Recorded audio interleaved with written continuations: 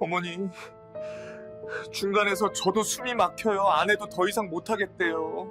아들이 전화로 털어놓은 며느리의 속마음이었습니다. 그 말을 듣는 순간 심장이 쿵 내려앉으며 뒤통수를 세게 얻어맞은 것 같았습니다. 내가 뭘 어쨌다고? 나는 그 모진 시집살이 다 겪고도 내 며느리에겐 아낌없이 다 퍼주는 시어머니였는데 맹세코 아기는 없었습니다. 다 자식 걱정이고 사랑인 줄만 알았습니다. 하지만 제 무심한 말과 당사자의 허락 없는 배려가 남의 집 귀한 딸에겐 잔인한 시집살이이자 시퍼런 칼날이었다는 걸 며느리 가슴에 시퍼런 멍이 든 후에야 겨우 알았습니다. 올해 69, 모진 세월 다 버텨내고 좋은 시어머니가 되고 싶었던 저의 뒤늦은 고백을 시작합니다. 사연 시작하기 전에 구독과 좋아요, 알림 설정 부탁드립니다. 평범한 사람들의 숨겨진 이야기를 매일 전해드리는 채널입니다. 올해 69한명 숙입니다. 거울 앞에 서면 어느새 제 얼굴에도 세월의 흔적이 켜켜이 쌓여 있더군요. 눈가에 깊어진 잔주름, 손등에 거칠어진 피부, 그리고 허리춤에 살며시 내려앉은 나이의 무게까지. 그래도 저는 이 나이가 그리 억울하지는 않아요. 젊은 날 남몰래 흘린 눈물만큼 지금의 제가 더 단단해졌다고 믿으니까요. 저보다 2살 위인 남편과는 올해로 꼭 44년을 함께 살았습니다. 처음 이 집안에 시집왔을 때 제 나이 25살이었습니다. 그 시절 장남이자 막내인 남편에게 시집을 왔으니 당연히 시부모님을 모시는 건 저희 부부의 몫이었죠. 그때는 그게 당연한 줄만 알았습니다. 제 주변 친구들도 다들 그렇게 묵묵히 살아가던 시절이었으니까요. 하지만 막상 살아보니 당연하다고 여겼던 그 무게가 사람을 얼마나 잔인하게 갉아먹는지 몰랐습니다. 시어머니는 불같은 분이셨어요. 제가 무슨 말을 해도 트집이 잡혔고 무얼 해도 마음에 안 드신다며 혀를 차셨죠. 그러는 와중에 위로 나이 많은 시누이 둘은 제 편이 되어주기는커녕 오히려 어머니 편에 서서 제 작은 실수들을 시시콜콜 일러바치기 바빴습니다. 때리는 시어머니보다 말리는 시누이가 더 밉다는 옛말이 왜 생겼는지 저는 뼈저리게 가슴에 새기며 살았습니다.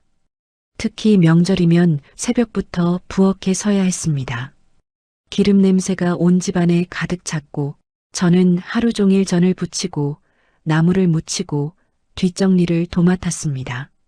엉덩이 한번 제대로 붙여볼 시간조차 없었죠.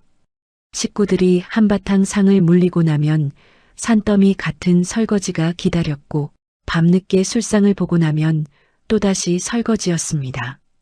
그렇게 지옥 같은 명절이 끝나고 나면 어김없이 온몸에 몸살이 나고 속이 까맣게 허해지곤 했습니다. 그래도 저는 늘 웃었습니다. 웃지 않으면 버틸 수가 없었으니까요. 멀리 계신 친정 부모님 얼굴은 명절에도 보기 힘들었습니다. 그저 멀리서 마음 졸이실 부모님께 수화기를 들고 전화 안부를 드리는 게 전부였죠. 엄마 잘 지내시죠? 어디 아픈 곳은 없으시고요? 이번 명절에는 못 갈 것 같아. 제가 애써 밝은 척 수화기 너머로 말하면 친정어머니는 늘 목매인 소리로 대답하셨습니다. 우리 딸 많이 힘들지? 엄마는 잘 지내니까 아무 걱정하지 말고 정서방 잘 챙기고 시부모님 잘 모셔려. 그 한마디가 어찌나 가슴을 후벼 파던지 전화를 끊고 얼마나 울었는지 모릅니다. 세월이 흘러 시부모님이 연로해지시자 병수발 역시 온전히 제 몫이 되었습니다. 장남 며느리라는 이유 하나만으로 병원을 제 집 드나들듯 입원과 퇴원을 반복하는 동안 바쁜 남편을 대신해 저는 늘 시부모님의 유일한 병원 보호자였습니다. 시누이들은 멀리 산다는 핑계로 또 바쁘다는 핑계로 좀처럼 얼굴 한번 비추지 않았고 결국 두 분 다 제 손으로 떠나보냈습니다. 그 모진 고생을 다 치르고 나니 제 마음에 단단한 굳은 살이 박히더군요. 억울함도 서러움도 이제는 더 이상 눈물로 나오지 않고 그저 가슴속 깊은 곳으로 무겁게 가라앉아 버렸습니다. 남편은 그런 제게 항상 미안해했습니다. 여보, 당신한테 너무 많은 짐을 지웠어. 정말 미안해. 모진 시어머니 앞에서도 기센 누나들 앞에서도 말 한마디 크게 못하고 제 방패가 되어주지 못했던 참 착하고도 바보 같은 남편. 그 시절엔 밉기도 하고 야속하기도 했지만 저도 잘 압니다. 그때 그 시절은 남편이 누구의 편도 들 수 없었던 난처한 구조였다는 걸요. 요즘 젊은 친구들이야 하고 싶은 말 다 하고 솔직하게 표현도 잘한다지만 저희 시절엔 참고 버티고 인내하는 게 미덕이자 최선이었으니까요. 제 앞에서 늘 쩔쩔매는 남편을 보면서 저는 원망하기보다 차라리 그 미안해하는 모습이 더 짠하고 측은했습니다. 결국 이 사람도 그 시대의 굴레 안에서 어쩔 수 없었던 거라는 걸 나이가 이만큼 들고서야 비로소 알게 된 거죠. 그래서 저는 다짐하고 또 다짐했습니다. 내 자식들이 결혼하면 절대로 이 슬픔과 대물림을 물려주지 않겠다. 내 며느리에겐 진짜 내 딸처럼 다 퍼주겠다. 시집살이라는 말이 무슨 뜻인지조차 모르게 하겠다. 그 다짐은 하늘의 맹세코 진심이었습니다. 단 한 번도 거짓으로 품은 마음이 아니었어요. 3년 전 봄이었습니다. 아들 호준이가 며느리 민정이를 처음 집으로 데려오던 날, 저는 거실 소파에 앉아 그 아이의 고운 손을 꼭 잡았습니다. 보기만 해도 곱고 단정한 참 아까운 아이였습니다. 눈이 아주 맑았고 웃을 때면 볼에 살짝 보조개가 생기는 참 예쁜 아이였죠. 민정아, 우리 아들이랑 결혼해줘서 참 고맙다. 앞으로 너를 내 딸처럼 생각할 거야. 우리 고부간에 정말 잘 지내보자. 제 진심 어린 말에 민정이는 눈시울을 붉히며 다소곳이 고개를 숙였습니다. 어머님 감사해요. 저도 많이 부족하지만 잘하겠습니다. 그 모습을 바라보며 저는 정말이지 세상을 다 얻은 듯 행복했습니다. 저 아이와 나는 다른 며느리, 시어머니와는 다를 거라고, 우리는 서로를 품어주는 진짜 가족이 될 수 있을 거라고 굳게 믿었습니다. 결혼 준비를 하면서 남편은 아들 내외에게 1억 원을 보태주었습니다. 요즘 세상이 얼마나 팍팍하고 힘든지 저도 뉴스를 봐서 잘 알고 있습니다. 청년들이 취업하기는 하늘의 별 따기보다 어렵고 집값은 또 자고 나면 무섭게 올라 있지 않습니까? 요즘 세대는 아무리 청춘을 바쳐 열심히 일해도 제 혼자 힘으로는 집 한 채 마련하기가 불가능에 가깝더군요. 심각한 청년 취업난과 영끌, 주거 문제가 연일 뉴스에서 터져 나올 때마다 제 자식일 같아 가슴이 참 짠했습니다. 내가 가진 게 없다면 어쩔 수 없겠지만 평생을 아껴 모은 재산이 있으니 내 자식만큼은 저와는 다르게 조금 더 좋은 환경에서 인생의 첫 출발을 했으면 했습니다. 신혼집은 대출이 있긴 했지만 돈 걱정은 조금이라도 덜고 시작하길 바랐죠. 돈이 아깝다는 생각은 단 1초도 하지 않았습니다. 저희 부부가 평생 먹을 것 줄이고 입을 것 안 입어가며 모아온 피 같은 돈이었지만 아들 내외가 그 돈으로 새살림을 시작하는 걸 지켜보는 것만으로도 가슴이 벅찼습니다. 그게 그 시절 저희 부부가 아들 내외에게 표현할 수 있는 가장 순수한 사랑이었으니까요. 신혼집은 저희 집 근처로 자리를 잡았습니다. 아들이 엄마 가까이 살면 나중에 태어날 손주도 봐주시고 얼마나 좋아. 아내도 그러자고 했어요. 라고 말했을 때 제 가슴은 설렘으로 두근거렸습니다. 주말마다 함께 모여 맛있는 밥을 먹고 시장도 같이 다니고 며느리 민정이와 마주 앉아 도란도란 소개기를 나누는 다정한 일상들. 제가 평생 꿈꿔왔던 시어머니와 며느리의 모습이 이뤄지는 것 같아 흐뭇했습니다. 저는 그때까지만 해도 제가 정말 세상에 둘도 없이 잘하고 있는 시어머니인 줄로만 믿었습니다. 며느리를 딸처럼 대하겠다는 제 평생의 다짐이 완벽하게 지켜지고 있다고 굳게 착각했던 겁니다. 하지만 미련한 저는 전혀 몰랐습니다. 제가 사랑이자 딸을 향한 배려라고 믿었던 그 견고한 마음속 깊은 곳에서부터 이미 돌이킬 수 없는 거대한 균열이 조용히 시작되고 있었다는 사실을 말입니다.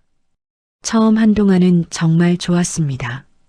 민정이도 자주 안부 전화를 걸어왔고 주말이면 아들 호준이와 함께 저희 집에 와서 늘 밝은 얼굴을 비춰주었으니까요. 저도 며느리 먹일 생각에 반찬을 넉넉히 만들어 보내고 함께 마트도 다니고 손주 이야기며 동네 이야기를 나누며 시간 가는 줄 모르고 웃었습니다. 아, 이제 진짜 가족이구나. 소박하지만 따뜻한 그 일상이 저는 참 좋았습니다. 그런데 언제부턴가 민정이의 전화가 눈에 띄게 뜸해지기 시작하더군요. 주말에 약속이 있다며 집에 오지 않는 날이 늘었고 어쩌다 마주쳐도 예전처럼 편하게 웃지를 못했습니다. 저는 처음엔 그저 며느리도 살다 보면 그럴 때가 있겠거니 했습니다. 육아하느라 살림하느라 저 나름대로 힘들고 지쳐서 그렇겠지 싶었죠. 하지만 돌이켜보니 그 서늘한 변화의 시작점이 분명히 있었습니다. 제가 자식 걱정이라는 핑계로 사랑이라는 이름 뒤에 숨어 은연중에 던진 사소한 말들이 독처럼 차곡차곡 쌓여왔던 거였습니다. 나중에 아들을 통해 알게 됐지만 갓난아기를 겨우 재우고 녹초가 된 며느리에게 저는 전화를 걸어 내 생각만 하고 섭섭함을 토로하곤 했습니다. 민정아, 우리 손주 사진 좀 보내줄래? 가까운데도 자주 못 보니 서운하구나. 내 입장에선 손주가 보고 싶은 건 당연한 거였지만 하루 24시간이 모자란 며느리에겐 그것조차 시댁 숙제처럼 다가왔을 겁니다. 아이가 감기에 걸려 기침이라도 콜록거리면 걱정되는 마음에 툭 던진 한마디가 또 가슴을 찔렀을 겁니다. 애 옷을 너무 얇게 입힌 거 아니니? 애 엄마가 신경을 좀 더 써야겠다. 제 딴엔 사소한 참견이라 생각했지만 민정이 입장에서는 매 순간 자신의 살림과 육아를 체점당하고 부족한 며느리라며 은근히 눈치를 주는 시어머니의 날카로운 가시 같았을 겁니다. 민정이 마음속에 자잘한 상처들이 켜켜이 쌓여가며 간신히 버티고 있던 차에 결국 결정적인 도화선이 터진 거였습니다. 한 달 전 어느 주말이었습니다. 아들 내외가 함께 저희 집에 놀러 온 날이었는데 민정이가 부엌에서 식구들 먹을 과일을 깎고 있었습니다. 저는 거실 소파에 남편과 마주 앉아 있다가 그날 낮 친구들 모임에서 들었던 이야기가 문득 생각나 아무 생각 없이 말을 뱉었습니다. 영자네 며느리는 이번에 시어머니 생신이라고 명품 가방을 사왔다더라. 요즘 젊은 사람들 참 대단해. 그 비싼 걸 턱턱 쌀 돈이 어딨다고 젊을 때 한 푼이라도 더 모아야지 정말. 그리고 영숙이 며느리는 영숙이한테 한마디도 안 진다고. 한마디를 하면 세마디를 한대. 어디 며느리 무서워 살겠냐고 하소연을 하더라고. 저한테는 그저 요새 젊은 애들 씀씀이가 너무 커서 걱정된다는 노파심의 뜻이었습니다. 우리 며느리는 싹싹하고 얼마나 착한지 모른다는 칭찬의 말이었어요. 명품 가방을 받아온 친구가 부럽다거나 민정이 너도 나한테 그런 선물을 해오라는 압박이 전혀 아니었습니다. 그저 친구 모임에서 스치듯 주고받은 말을 별 생각 없이 입 밖으로 흘려보낸 것뿐이었죠. 하지만 부엌에서 조용히 과일을 깎던 민정이는 그 말을 다르게 들었나 봅니다. 너는 시어머니 명품 선물 하나 못 해주니? 우리 집 며느리는 도대체 뭘 하고 있는 거야? 하고 대놓고 들으라고 눈치를 주는 소리로 말입니다. 저는 그 뒷말로 마땅히 이 말을 덧붙였어야 했습니다. 그래도 우리 며느리는 사치도 안 부리고 알뜰하게 살림 잘하니 얼마나 기특하고 고마운지 몰라. 그 따뜻한 한마디만 붙였으면 아무 문제 없었을 텐데 저는 그 말을 끝내 하지 않았습니다. 제 짧은 생각이 결국 화를 부른 거였습니다. 그날 이후 민정이의 표정이 조금씩 달라지는 걸 저도 느꼈습니다. 무언가 억울한 감정을 꾹 누르는 것 같기도 했고 거실에 있는 저와 눈을 마주치는 걸 슬며시 피하는 것 같기도 했습니다. 그런데도 눈치 없는 저는 그게 무슨 뜻인지를 제대로 읽어내지 못했습니다. 며느리는 시어머니 앞에서 쉽게 속마음을 드러내지 못하는 법이니까요. 저 역시 그랬었지 않습니까? 모진 시어머니 밑에서 속으로 피눈물을 사귀고 또 사귀면서도 겉으로는 그저 죄송하다며 웃고만 살았던 제가 그걸 뻔히 다 알면서 왜 민정이의 달라진 눈빛과 서글픈 침묵은 읽어내지 못했을까요? 그로부터 얼마 지나지 않아 민정이가 저한테 먼저 전화를 거는 일은 많이 줄었습니다. 주말 방문도 슬그머니 줄어들었죠. 오라고 해야 마지못해 올 뿐 먼저 오겠다는 다정한 연락은 뚝 끊겼습니다. 이쯤 되니 제 마음속에서도 섭섭함이 고개를 들더군요. 내가 저한테 무슨 잘못을 그렇게 했다고 이렇게까지 선을 긋나. 그 서운함이 마음속에 차곡차곡 쌓이기 시작했습니다. 하지만 미련하게도 그 서운함의 뿌리를 저는 엉뚱한 곳에서만 찾고 있었습니다. 며느리가 손주 키우느라 너무 지쳐서 저러나. 아들이 너무 바빠서 그런가. 정작 제 무심한 말 한마디가 그 깊은 상처의 시작이었다는 걸 그때의 저는 전혀 알아채지 못했습니다. 아기 없이 던진 돌멩이가 개구리에겐 치명적인 상처가 되듯 내 무심한 말이 며느리에게 얼마나 깊은 멍을 남기는지 저는 그때까지도 몰랐습니다. 아니, 어쩌면 제 편하자고 영영 알고 싶지 않았던 건지도 모릅니다. 민정이의 발길이 뜸해지자 제 마음이 조급해졌습니다. 안 오면 내가 가면 되지 싶었어요. 바쁜 아들과 육아에 지친 며느리가 밥은 챙겨 먹는지 가만히 기다리는 게 더 고문이었습니다. 어느 무더운 오후 시래기 된장국, 제육볶음, 멸치볶음에 깍두기까지 민정이가 평소 좋아하는 반찬을 가방 가득 챙겼습니다.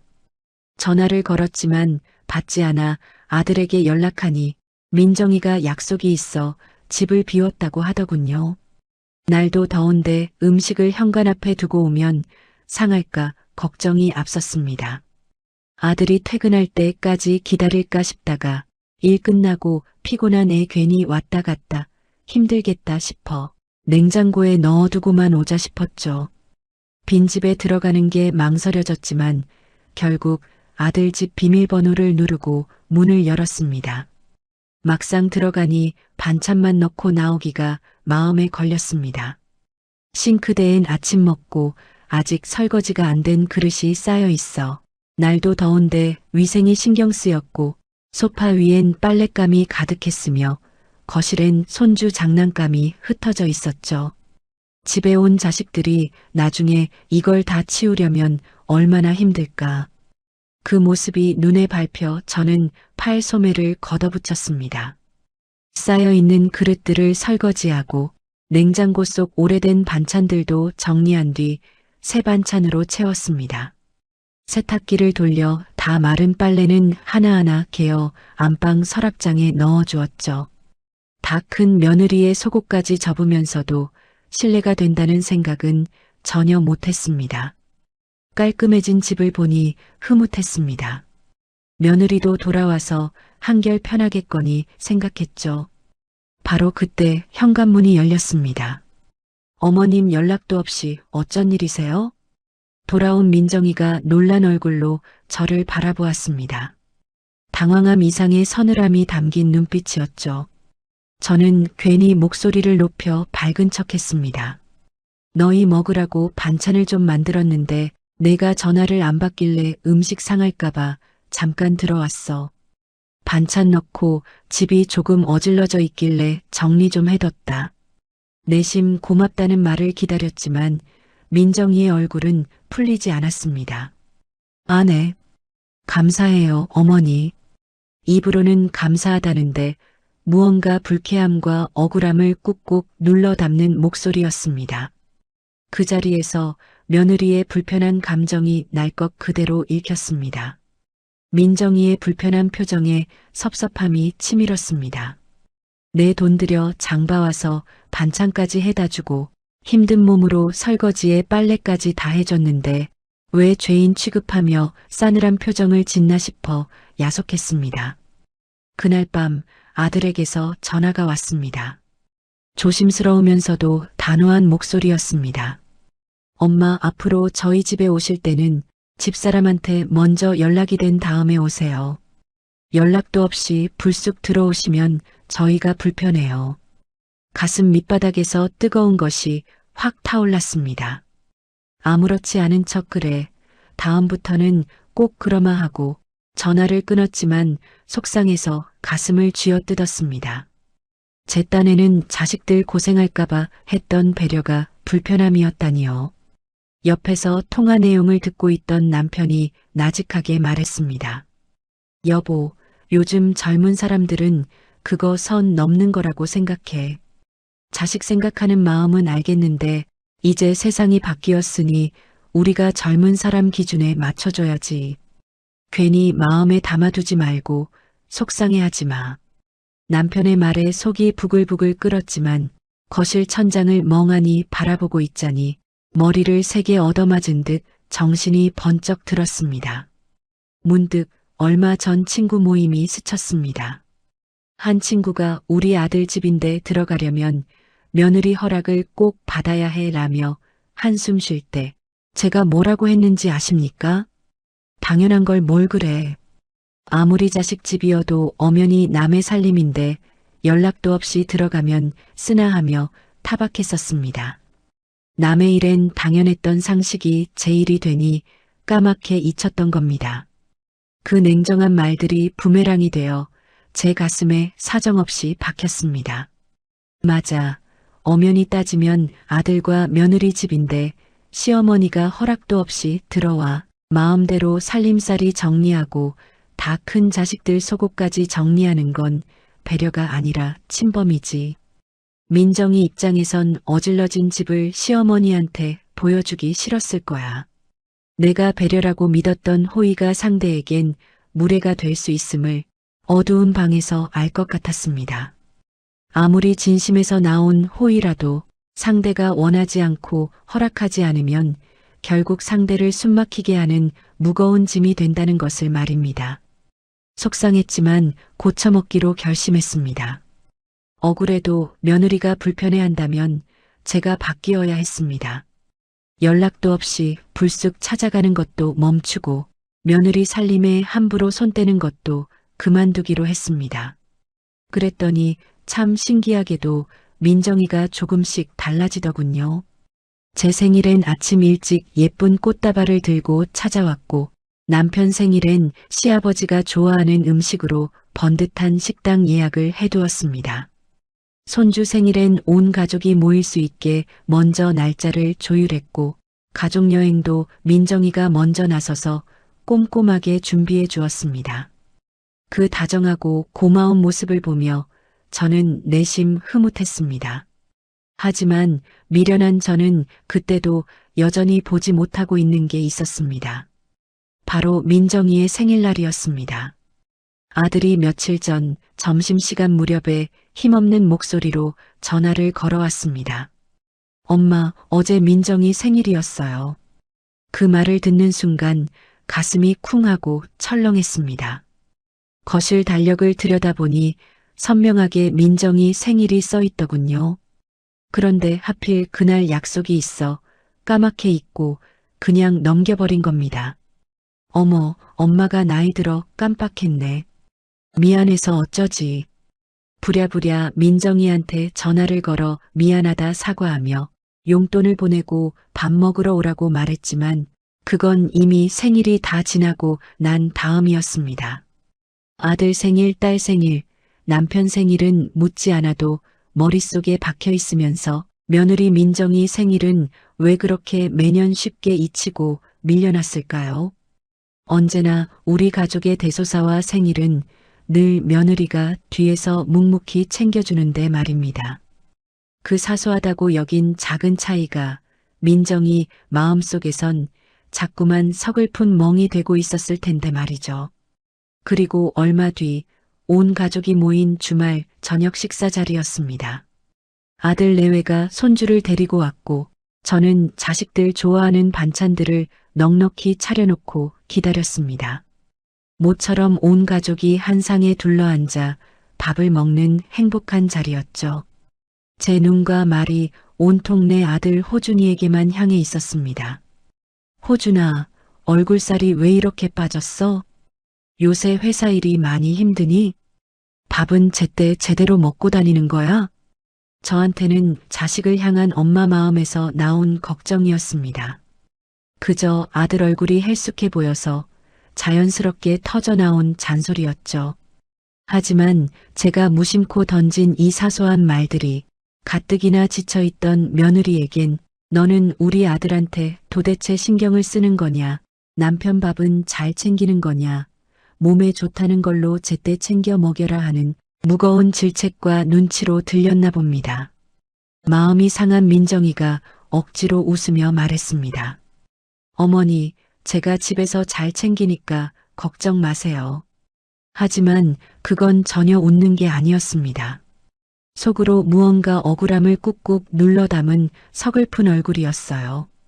분위기를 눈치챈 아들이 얼른 중간에서 거들었습니다. 엄마, 요새 제 부서에 야근이 좀 많아서 그래요. 집사람이 영양제도 매일 종류별로 챙겨주고 아이 보느라 정신없어도 제 저녁은 꼭 몸에 좋다는 걸로 새로 만들어줘요. 아들의 그 말을 듣고서야 저는 비로소 며느리 민정이의 얼굴을 제대로 들여다보았습니다. 아들보다 오히려 민정이 얼굴이 훨씬 더 야위고 헬쑥했습니다. 눈 밑에는 거뭇하게 다크서클이 짙게 내려앉아 있었고 입술도 허옇게 많이 말라 있었어요.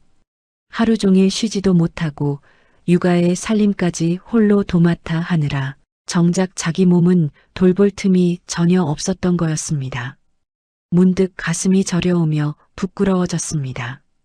만약 내 딸이었다면 어땠을까요? 내 딸 설아가 이 자리에 저렇게 야윈 얼굴로 앉아 있었다면 저는 사위 얼굴보다 내 딸 얼굴을 먼저 보며 가슴 아파했을 겁니다. 우리 딸 얼굴이 왜 이렇게 야위었어? 밥은 제대로 챙겨 먹고 사는 거야? 하고 제일 먼저 딸 안부부터 눈물겹게 물었을 거예요. 남편 챙기고 자식 먼저 챙기느라 정작 자신은 뒤로 밀리는 그 엄마의 고단한 마음을 저 역시 평생을 살아오면서 뼈저리게 다 알고 있었으면서 왜 정작 내 며느리 민정이한테는 그 당연한 마음이 먼저 가지 못했을까요? 식사가 끝나자 민정이는 당연하다는 듯 무거운 몸을 이끌고 부엌으로 향했습니다. 혼자 싱크대 앞에 서서 설거지를 시작하는 민정이를 보며 저는 뒤늦게 미안한 마음에 옆으로 다가가 손을 저었습니다. 민정아, 내가 설거지할 테니 넌 가서 좀 앉아 있어. 하지만 민정이는 살짝 웃으며 낮게 말하더군요. 아니에요, 어머니, 제가 할게요. 그 쓸쓸한 뒷모습을 보며 깨달았습니다. 그 식탁 위에서 민정이는 그저 존재감 없이 아들의 부속품일 뿐이었다는 것을요. 저는 그걸 전혀 모르고 있었습니다. 아니, 제 자식 호준이만 눈에 밟혀 사돈댁의 귀한 딸은 아예 보려 하지 않았던 건지도 모릅니다. 그 깨달음이 있고 나서도 저는 여전히 바뀌지 못한 부분이 있었습니다. 머리로는 이제 알겠는데 몸에 배어버린 오랜 습관은 생각처럼 쉽게 고쳐지지 않더군요. 그게 가장 적나라하게 드러난 곳이 바로 명절이었습니다. 추석이 다가오자 저는 며칠 전부터 홀로 분주해졌습니다. 기름진 전을 부칠 재료를 꼼꼼히 준비하고 나물거리를 다듬고 아들이 좋아하는 갈비찜용 고기를 정성껏 재워두었습니다. 그리고 당연하다는 듯 며느리 민정이에게 전화를 걸었습니다. 민정아, 명절 하루 전날 나랑 같이 장 보러 가자. 손이 많이 가는 음식들은 미리 해두면 명절 당일이 훨씬 편하니까. 저한테는 너무나 당연한 말이었습니다. 명절 준비는 원래 그렇게 하는 거라고, 평생을 그렇게 살았고 그게 당연한 거라 믿었으니까요. 제 말에 민정이는 수화기 너머로 잠시 침묵을 지키더니 이내 조용히 대답했습니다. 네, 어머니. 갈게요. 그 짧은 대답 속에 얼마나 많은 말이 담겨 있었는지 저는 그때 전혀 알아채지 못했습니다. 명절 전날 민정이와 만나 시장을 돌며 음식 재료들을 샀고 저희 집 부엌에 나란히 서서 종일 음식을 만들었습니다. 저는 솔직히 그 시간이 참 좋았습니다. 내 손으로 맞이한 며느리와 나란히 서서 도란도란 밀린 이야기도 나누고 음식도 만드는 게 진짜 가족 같다는 느낌이 들었으니까요. 하지만 민정이는 그 시간 내내 얼마나 마음이 무거웠을까요? 문제는 명절 다음 날 시집간 제 딸 설아와 사위가 시댁에 다녀온 뒤 저희 집에 들렀을 때 터졌습니다. 저는 귀한 백년 손님이라는 사위 홍서방한테 온 신경을 쏟아부었습니다. 홍서방, 이리 와서 편하게 앉아. 갈비찜 한 입 먹어보게. 잡채도 좀 먹어보고 홍서방 입맛에 간은 잘 맞나? 사위가 음식을 한 젓가락 집어 먹을 때마다 저는 그 입만 연신 들여다보며 대접하기 바빴습니다. 그러는 와중에 정작 명절 전날부터 시댁에 불려와 무거운 장바구니를 들고 하루 종일 허리 한번 못 펴고 음식을 만들었던 내 며느리 민정이는 어느새 기름때 묻은 앞치마를 두른 채 부엌 한켠에 서서 혼자 산더미 같은 설거지를 하고 있었습니다. 그런 민정이를 보면서도 저는 아무 생각 없이 부엌 쪽을 향해 당연하다는 듯 심부름을 시켰습니다. 민정아, 다 치우고 과일 좀 깎아줄래? 참, 커피 원두 어디 있는 줄 알지? 한 잔씩 시원하게 마시자. 민정이는 제 요구에 말없이 고개를 끄덕이며 과일을 깎고 묵묵히 커피를 내왔습니다. 바로 그때였습니다. 거실 소파에 기대어 앉아있던 딸 설아가 피곤한 기색이 역력한 얼굴로 크게 하품을 하더군요. 시댁 어른들 눈치 보느라 며칠 고생했을 제 딸의 모습을 보니 마음이 덜컥 안쓰러웠습니다. 저는 얼른 설아 곁으로 다가가 등을 토닥이며 말했습니다. 설아야, 안방 들어가서 침대에 누워 좀 편하게 쉬어. 피곤하겠다.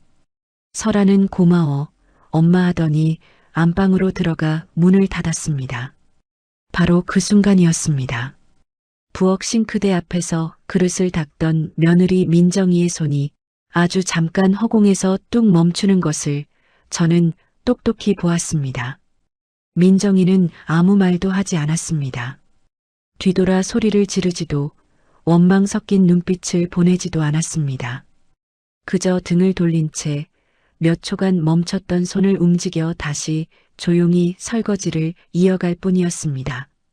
하지만 그 잠깐의 멈춤이 제 가슴에 얼마나 커다란 칼날이 되어 박혔는지 모릅니다. 시댁 눈치 보느라 힘들었을 제 딸 설아에겐 안쓰러운 마음에 쉬라고 등을 떠밀어 주면서도 정작 민정이가 제 친정에 다녀왔는지 앞으로 다녀올 건지 따뜻한 말 한마디 먼저 물어보지 않았던 겁니다. 시댁에 와서 종일 기름 냄새 맡으며 고생하는 건 너무나 당연한 의무처럼 여겼던 것이죠. 문득 정신이 아득해지며 온몸이 떨려왔습니다. 제가 25 꽃다운 나이에 시집와서 명절마다 새벽부터 부엌에 서서 서러워했던 그 세월. 남편 시누이들은 거실에 편히 앉아 하하호 웃고 있고 친정에도 못 가고 저 혼자 부엌에 서서 끝없이 설거지를 하며 눈물 흘렸던 그 깊은 서러움. 놀랍게도 제가 미워했던 제 시어머니의 차별을 제가 며느리 민정이에게 그대로 대물림하고 있었던 겁니다. 결코 악의가 있어서 알면서 한 짓이 아니었습니다.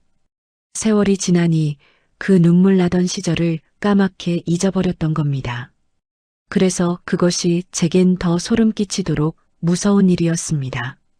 아들 하나 가진 게 무슨 대단한 벼슬도 아닌데 말입니다. 거실에 앉아 사위가 먹다 남긴 갈비찜을 바라보는데 속으로 그렇게나 원망하고 미워했던 시어머니의 서슬 퍼런 얼굴이 자꾸만 떠올라 눈앞이 흐려지는 명절 날이었습니다. 명절이 지나고 며칠이 지났습니다. 민정이는 여전히 아무 말이 없었습니다. 명절 때 있었던 일에 대해 단 한마디도 꺼내지 않았어요. 저한테 직접 서운하다고 억울하다고 말할 수 없었겠죠. 시어머니 앞에서 속마음을 드러내는 며느리가 어디 있겠습니까? 저도 그랬었으니까요. 그런데 어느 저녁 아들한테서 전화가 걸려왔습니다. 결국 아들이 참다 못해 폭발해 전화를 걸어온 것이었습니다. 엄마. 목소리가 달랐습니다. 조심스러운 것도 아니고 부드러운 것도 아니었어요. 무언가를 오래 참다가 더 이상 참을 수 없어진 사람의 목소리였습니다. 엄마는 악의 없이 하신 행동이라 하시겠지만 아내한테는 그게 다 차별로 느껴질 거예요. 저는 아무 말도 못했습니다. 명절 내내 전날부터 불러다 일 시키고 설아한테는 쉬라고 하면서 아내는 부엌에 세워두고 앉아보라는 말씀 한 번 안 하셨잖아요. 그게 애 엄마한테 얼마나 서러운 일인지 엄마는 정말 모르세요? 가슴이 뜨겁게 달아올랐습니다. 억울하기도 했어요. 나쁜 뜻으로 한 게 아닌데 명절에 음식 준비하는 게 어디 한두의 일인가. 나도 그렇게 살아왔는데. 그런데 아들의 다음 말에 저는 그만 말문이 막혀버렸습니다. 아내가 더는 못하겠대요. 중간에서 저도 숨이 막혀요, 어머니. 저희 집사람 당연히 일하는 사람 아니에요. 제 아내고요. 처가에서는 정말 목숨보다 귀하고 예쁜 딸이에요. 엄마 이런 분 아니시잖아요. 전화기를 들고 한동안 멍하니 서 있었습니다. 차마 시어머니 앞에서는 말 한마디 못하고 속으로 눈물을 삼켰을 민정이를 대신해서 아들이 그 모든 말을 쏟아내고 있었습니다. 제 남편이 저를 위로해줬던 것처럼요. 아들의 전화를 끊고 멍하니 거실에 앉아 지난 날을 돌아보았습니다. 내가 정말 그랬나? 나는 그 옛날 모진 시어머니처럼 안 하려고 평생을 다짐했는데 남편이 옆에서 조용히 물었습니다. 무슨 전화야? 호준이가 민정이 얘기했어. 남편은 제 편을 드는 대신 차분하고 객관적인 눈으로 저를 돌아보게 만들더군요. 당신 여태 민정이한테 뭐가 필요한지 한 번이라도 먼저 물어본 적 있어? 가까이 살면서 우리가 배려라고 했던 행동들이 과연 민정이에게도 배려였을까? 내가 꼭 나쁜 뜻으로 그런 게 아니잖아. 뜻이 있고 없고를 떠나서 상대방이 불편해하고 숨막혀 한다면 그건 배려가 아니라 무례야. 당신이 좋은 마음으로 했던 말들도 민정이에겐 그저 잔소리이자 시집살이였던 거지. 여보, 솔직히 말할게. 나도 이번 명절에 좀 불편했어.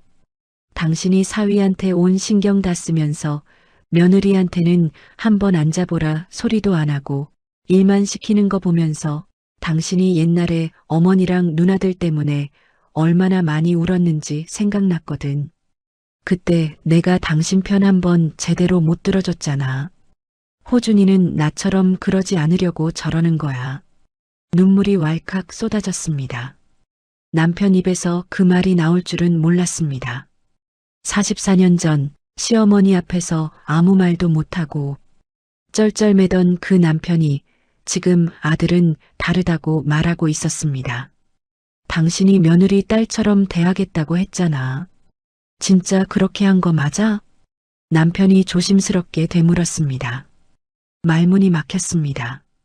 딸처럼 대하겠다는 말은 제가 편할 때만 꺼내 들었던 말이었습니다. 진짜 딸이었다면 명절 전날부터 불러다 일을 시켰을까요? 진짜 딸이었다면 부엌에 혼자 세워두고 거실에 앉아 있었을까요? 아니었습니다. 단 한 번도 진짜 딸처럼 대한 적이 없었습니다. 딸처럼 대하겠다는 제 평생의 다짐은 결국 제 마음을 스스로 위로하기 위한 새빨간 거짓말이었던 겁니다. 그날 밤 저는 오래도록 울었습니다. 시어머니가 무서워 속으로만 사귀었던 25의 제가 생각났습니다. 그날의 민정이가 생각났습니다. 말 한마디 못하고 싱크대 앞에서 조용히 멈췄던 그 손이 생각났습니다. 달라지고 싶었습니다. 이번엔 진심으로요. 그 일이 있고 며칠 뒤 제가 심한 몸살이나 며칠을 몸져 누웠습니다. 처음엔 그냥 가벼운 감기려니 했는데 열이 오르고 온몸이 쑤시더니 며칠째 자리에서 일어나질 못했습니다. 밥도 넘어가지 않고 물 한 모금 마시는 것도 힘들었어요. 아들한테 전화가 왔습니다. 저도 모르게 앓는 소리가 나왔습니다. 엄마 괜찮아요? 목소리가 왜 그래요? 병원은 다녀오셨어요? 괜찮아. 집에 있는 감기약 먹었으니 너는 신경 쓰지 마. 전화를 끊고 다시 이불을 뒤집어 쓰는데 그날 저녁 현관벨이 울렸습니다. 문을 열었더니 며느리 민정이가 서 있었습니다. 두 손에 작은 가방을 들고서요. 어머님 아프시다는 얘기 듣고 마음이 안 좋아서 왔어요. 저는 순간 말을 잃었습니다. 명절 때 그 일이 있고 나서 모른 척 그냥 넘어갈 수도 있었을 텐데 서운한 마음에 안 와도 전혀 이상하지 않을 텐데 말이에요. 민정이는 집에서 손수죽을 끓여서 식지 않게 보온병에 담아 들고 온 거였습니다. 집에서 죽 좀 끓여왔어요. 부드러운 거라 드시기 편하실 거예요. 병원은 다녀오셨어요. 어머니, 집에 있는 감기약 먹었어. 괜찮다. 어머니, 그걸로는 안 돼요. 어머니 연세에 감기 방치하면 더 크게 병나요. 저랑 같이 병원 다녀와요. 다정한 목소리에 가슴 밑바닥에서부터 눈물이 핑 돌았습니다. 민정이의 부축을 받으며 동네 병원에 다녀왔습니다. 접수부터 진료까지 민정이가 옆에서 다 챙겨줬습니다. 정신없는 저를 대신해 처방받은 약을 언제 먹어야 하는지 꼼꼼하게 확인해줬어요. 옛날에 제가 시부모님 간병하느라 병원을 뛰어다니던 외로운 세월이 스치고 지나갔습니다. 집으로 돌아와 침대에 누웠습니다. 민정이가 보온병에서 죽을 덜어 그릇에 담아왔습니다. 아직 뜨거운 죽을 호호 불어가며 한 숟가락씩 떠서 내밀었습니다. 어머니, 한 숟가락만 드셔보세요. 많이 못 드셔도 괜찮으니까요. 내가 먹을 게 하민이 어린이집에서 올 시간이잖아. 얼른 가봐. 오늘 고맙다 민정아. 네 어머니. 민정이가 돌아간 뒤 마침 딸 설아한테서 전화가 왔습니다. 엄마, 목소리가 왜 그래? 감기 걸렸어? 응, 독감이래. 이번 독감 심하다던데 약 잘 챙겨 먹고 몸조리 잘해. 나 애들 학원 보내야 해서 끊을게. 전화가 끊겼습니다. 저는 한동안 전화기를 손에 쥔 채 가만히 있었습니다. 전화 한 통으로 끝내버리는 친딸의 건조한 목소리와 제 침대 머리맡에 앉아 뜨거운 죽을 호호 불어가며 한 숟가락씩 떠내밀던 며느리의 손길이 머릿속에서 천천히 교차했습니다. 눈물이 왈칵 쏟아졌습니다. 설아가 나쁜 딸이라는 게 아닙니다. 다들 바쁘게 사는 세상이고 설아도 제 식구들 챙기느라 정신없이 살고 있으니까요. 그런데 그 순간 진짜 저를 생각해 준 사람이 누구인지가 너무나 선명하게 보였습니다. 제가 그토록 내 자식 중심으로만 대하고 가족이라는 이름 아래 소외시키고 명절마다 부엌에 세워두었던 내 며느리 민정이었습니다. 그 아이가 저한테 이렇게 따뜻한 사람이었습니다. 저는 그걸 미처 몰랐습니다. 아니, 보려 하지 않았던 건지도 모릅니다. 관계의 진정한 무게와 소중함을 저는 며느리의 보온병을 붙잡고서야 뼈저리게 깨달았습니다. 며칠 뒤 몸이 조금 나아지자 저는 민정이한테 전화를 걸었습니다. 민정아, 네 어머니, 몸은 좀 어떠세요? 많이 나아졌어. 그날 고마웠다. 내가 아니었으면 더 크게 병났을 거야. 별 말씀을요 어머니. 아니다. 고마운 건 고맙다고 확실히 말해야지. 그리고 민정아, 정말 미안하다. 그동안 내가 너한테 많이 잘해주지 못했어. 딸처럼 대하겠다고 입버릇처럼 말했으면서 정작 한 번도 따뜻하게 대해주지 못했구나. 수화기 너머로 잠시 침묵이 흘렀습니다. 어머니, 말 안 해도 알아. 내가 속으로 얼마나 힘들었을지. 앞으로는 이 시어머니가 확실히 달라질 테니 지켜봐다오. 민정이가 작게 웃는 소리가 들렸습니다. 감사해요, 어머니. 전화를 끊고 나서 한동안 거실에 가만히 앉아 있었습니다. 내 입으로 직접 미안하다 말을 뱉고 나니 비로소 실감이 나더군요. 이제는 정말 내 기준이 아니라 며느리의 기준으로 달라져야 한다고요. 그날부터 저는 제 삶을 하나씩 바꿔나갔습니다. 제일 먼저 한 일은 사돈 어른들 안부를 챙기는 것이었습니다. 민정이도 시집 오기 전엔 부모님한테 세상에서 가장 귀한 딸이었을 텐데 말입니다. 사돈께서 얼마나 마음을 졸이며 딸을 걱정하실까요? 생각해보면 당연한 건데 왜 그동안 한 번도 제대로 챙기지 못했을까요? 민정아, 친정 갈 때 부모님 모시고 맛있는 거라도 대접해드려. 이건 내가 사돈 어른들께 드리는 거니까 빈손으로 가지 말고. 민정이 편에 용돈을 따로 쥐어보내면서 깨달았습니다.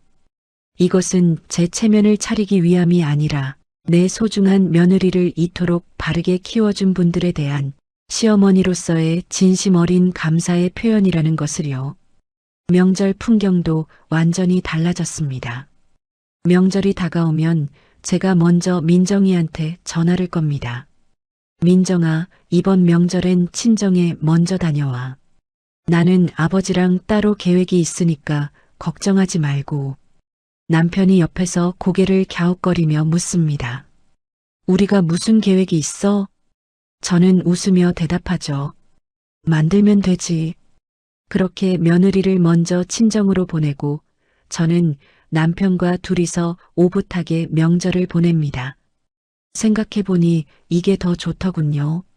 며느리 눈치 볼 것도 없고 힘들게 음식도 많이 만들 필요도 없고요. 저도 편하고 민정이도 편하고 연락도 없이 비밀번호를 누르고 불쑥 찾아가는 일은 이제 제 인생에서 완전히 사라졌습니다. 가고 싶으면 먼저 민정이한테 연락을 합니다. 괜찮은지 물어보고 괜찮다고 하면 가고 바쁘다고 하면 다음으로 미룹니다. 이렇게 간단하고 당연한 일인데 왜 그동안 내 자식 집이라는 고집으로 어려워했는지 모르겠습니다. 그렇게 편안한 거리를 유지하자 참 신기하게도 기적 같은 일이 생겼습니다. 며느리가 먼저 안부 전화를 걸어오기 시작한 겁니다. 어머니, 이번 주말에 저희 집에 오실래요? 하민이가 할머니 보고 싶다고 노래를 불러요. 맛있는 거 해놓을게요. 그 전화를 받던 날 저는 수화기를 내려놓고 거실에서 아이처럼 한참을 행복하게 웃었습니다.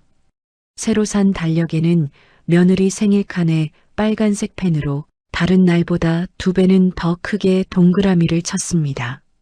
절대로 내 며느리의 날을 잊지 않겠다는 제 나름의 단단한 다짐이었죠. 그리고 며느리 생일날 아침 일찍 저는 진심을 담아 문자를 보냅니다. 민정아, 생일 진심으로 축하한다. 오늘은 남편, 아이 거 말고 오직 내가 평소에 갖고 싶었던 걸 사렴. 시간 될 때 다 같이 맛있는 거 먹으러 가자. 어디 가고 싶은지 이번엔 내가 골라라. 며칠 뒤 온 가족이 함께 식당에 모였습니다. 며느리의 생일 자리였죠. 저는 늘 그랬던 것처럼 남편이나 아들을 먼저 보지 않고 오직 민정이를 먼저 바라보며 환하게 웃었습니다. 민정아, 오늘은 내 생일이니까 내가 먹고 싶은 걸로 골라. 요즘 어떻게 지내? 힘든 건 없어? 그 짧은 말 한마디에 내내 긴장해 있던 민정이의 표정이 마법처럼 스르르 풀렸습니다. 어머니, 저 요즘 진짜 잘 지내요. 식사를 마치고 식당 밖을 나서는데 민정이가 수줍게 다가오더니 제 팔에 살며시 팔짱을 끼웠습니다. 어머님, 오늘 너무 감사해요. 시려오던 팔 사이로 며느리의 따뜻한 온기가 전해졌습니다. 결혼한 지 3년 만에 처음으로 받아보는 며느리의 진심 어린 살가움이었습니다. 눈물이 핑 돌며 콧날이 시큰해졌습니다. 이게 그렇게 어려워서 그 아까운 시간 동안 서로 마음을 졸이고 살았나 싶어서 말입니다. 자식이 결혼하면 품 안에서 기분 좋게 내보내어 하나의 독립된 인격체로 온전히 존중해야 합니다. 내가 원하지 않는 것을 상대에게 베풀지 말라 했던 옛 성현의 말처럼 진짜 사랑과 존중은 내 기준이 아니라 철저히 상대방의 기준에서 대하는 것입니다. 며느리가 시댁이라는 공간에서 마음이 편안하면 내 아들의 가정이 편안해집니다. 아들의 마음이 편안하면 그 가정이 당연히 행복해지죠. 그 가정이 행복하게 잘 사는 모습을 지켜보는 것이 결국 부모의 가장 큰 노후 행복이 되는 법입니다. 내 자식이 세상 무엇과도 바꿀 수 없이 귀하다면 남의 집 자식 역시 목숨만큼 귀한 존재다. 이 너무나도 당연하고 간단한 이치를 저는 69이라는 나이가 되어서야 며느리 눈에 눈물이 고인 후에야 겨우 알았습니다. 참 많이 늦었다고 자책했지만 역시 인간은 깨달은 그 순간이 인생에서 가장 빠른 때이더군요. 시어머니가 먼저 자존심을 내려놓고 한 걸음 뒤로 물러서면 며느리는 반드시 고마운 마음을 담아 두 걸음으로 다가옵니다. 제 착한 며느리 민정이가 제게 그 사랑의 법칙을 가르쳐 주었습니다. 차가운 날 들고 왔던 그 따뜻한 보온병 하나에 담긴 따끈한 죽 한 그릇으로 말입니다. 오늘 제 부끄러운 고백과 이야기가 저와 같은 자리에서 남모르게 고민하고 계실 전국의 수많은 부모님들께 작은 지혜가 되기를 진심으로 바랍니다. 제 목소리에 끝까지 귀 기울여 주셔서 감사합니다. 전해드린 이야기가 마음 한구석에 작은 울림이 되었기를 바랍니다. 여러분의 일상이 늘 온전히 평온하시길 바라며 귀한 시간 내어 끝까지 함께 해주셔서 진심으로 고맙습니다.